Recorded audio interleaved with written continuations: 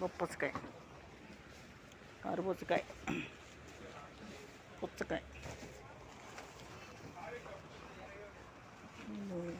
బాగా ఇన్ని కాయలు రేటు ఉన్నాయి బాగా.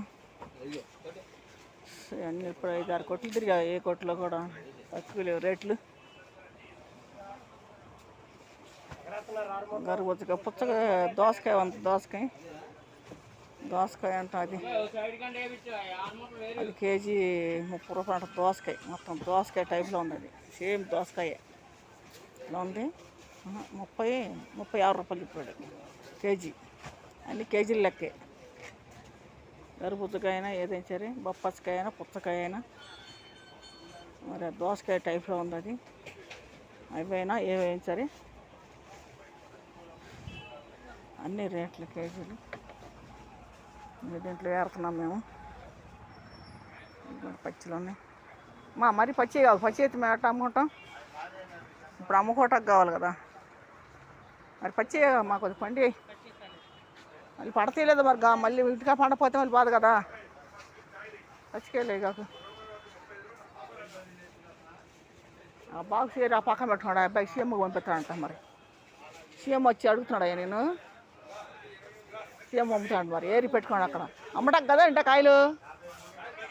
బాక్స్ ఎత్తాడు పెట్టుకున్నావు, అమ్ముతాకు కదా అవి. అవి అమ్మటాకు కదా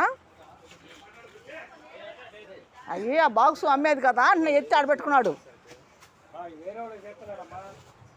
వేరే వాళ్ళకి చెప్తున్నాడా? అందరూ వ్యాపారస్తులే అయ్యా.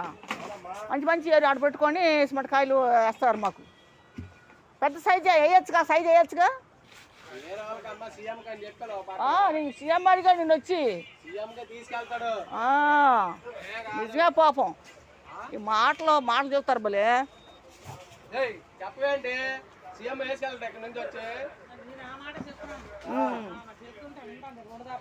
సీఎం ఎక్కడ? మా ఇంటి దగ్గరలే. చంద్రబాబు అన్నానా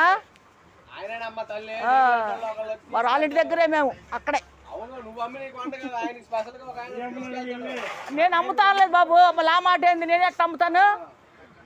నేనేదో బయట బజార్లో అమ్ముకుంటానైతే మాటలు. అవునులయ్యా, పంపించు. వద్దాను ఎవరు, మంచిగా పంపించు.